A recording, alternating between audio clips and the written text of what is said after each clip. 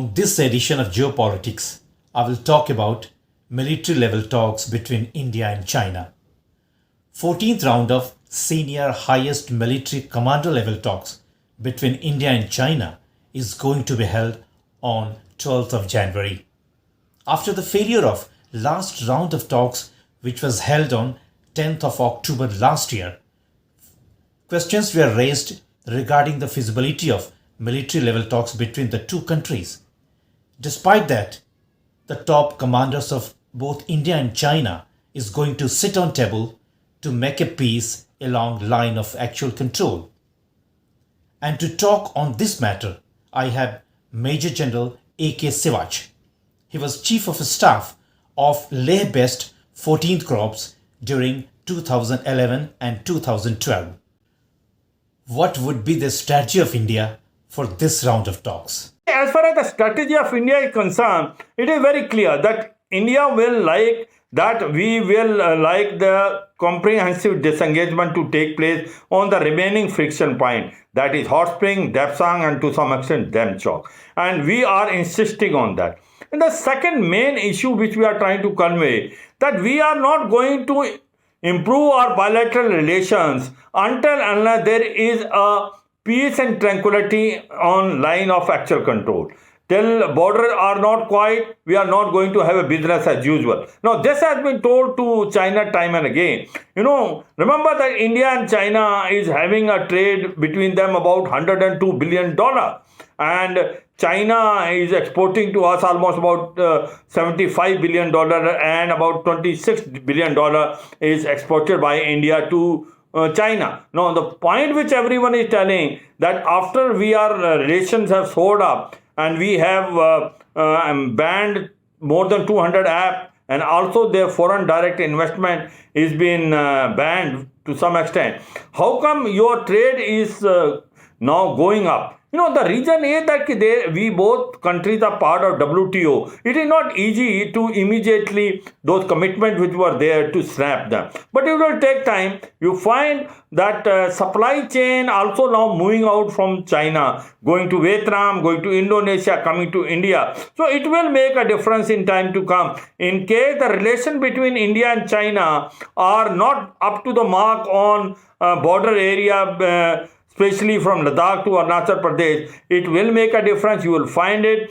The trade will be coming down in time to come. So therefore, it is in interest of China that it must resolve this, the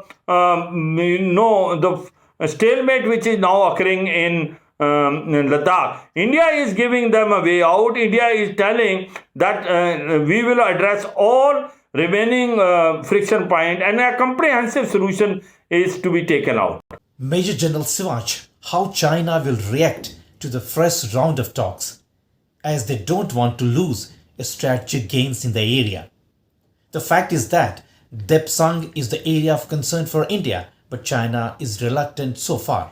China is concerned, we have a doubt whether they will agree on a comprehensive disengagement at Hot Spring and Depsang and to Demchok to some extent. The point today is that they may agree for Hot Spring, but they are unlikely to withdraw from Depsang Bulge because that gives them a strategic advantage. See, after they have come in and not letting India to go from patrol point 10 to 13, they are on a claim line of 1959, and this gives them a strategic advantage. That first it gives them a depth as far as their Excision area is concerned, also their highway G219 going from Xinjiang to Lhasa. At the same time, they have a capacity and capability from where they are to directly address Nubra Valley and Siachen Glacier. And also, this is the sector where there can be, collusion between China and Pakistan. China from east, from Siachen, and Pakistan from west, from Gilgit-Baltistan, can sandwich your Nubra Valley and Siachen Glacier. So this is a big threat as far as India is concerned. For India also, the Daulat Beg old sector is a very important sector for us, especially after we have constructed road Darbuk, Shok, Daulat Beg, Oldi, and the airfield is totally operational. India from there can, directly address Karakoram Highway, can also interdict China-Pakistan economic corridor in Gilgit-Baltistan, and also G219 Western Highway. So both countries have a strategic advantage, in their own sphere. India wants China to go back to situation which was prior to April 2020, but China is, reluctant to go back. So this is where Dapsang is a hard nut to crack. I don't think we will able to find so easily a solution of Dapsang. Maybe China agree as far as hot spring is concerned.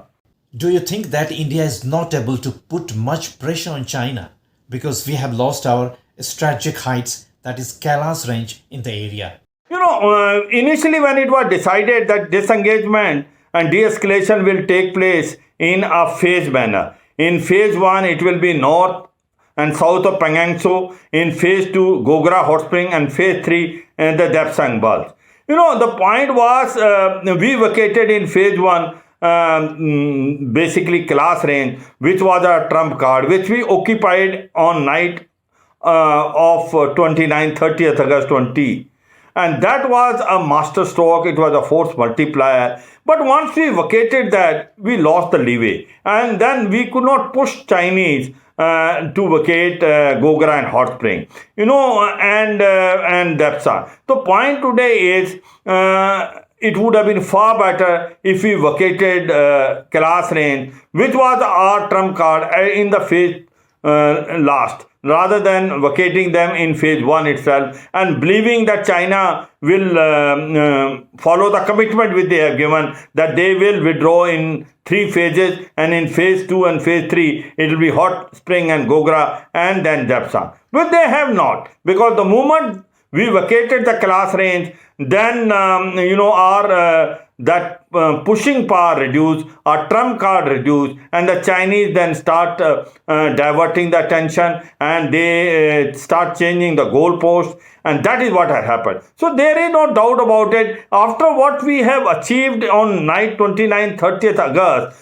the initiative was with India. We should not have vacated Kailash range in phase 1. We should have vacated Kailash range only after they have gone back from Dapsan. That should have been the basic aim. But having done that, now there were reasons, no doubt about it, because we want some sort of forward moving in north of Pangang Tso, where China and Indian troops were eyeball to eyeball, and also we believe that what China is promising they will abide by it, we did it. But now the question comes is, push Chinese.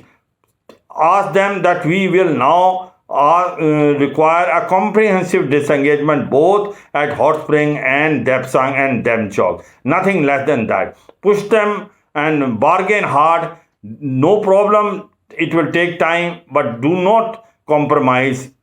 My point is that the Chinese may agree for Hot Spring, but unlikely to agree on Dapsang so soon. 13th round of talks failed despite all the efforts. What would be the strategy of India for this round of talks? 13 Corps Commander meeting have taken place, and the disengagement between India and China has been only partial. Remember what has happened is that there are 3 sectors where disengagement has to take place. The first one was Pangang Tso, which is north and south of Pangang Tso, then was Gogra Hot Spring, and third was Dapsang.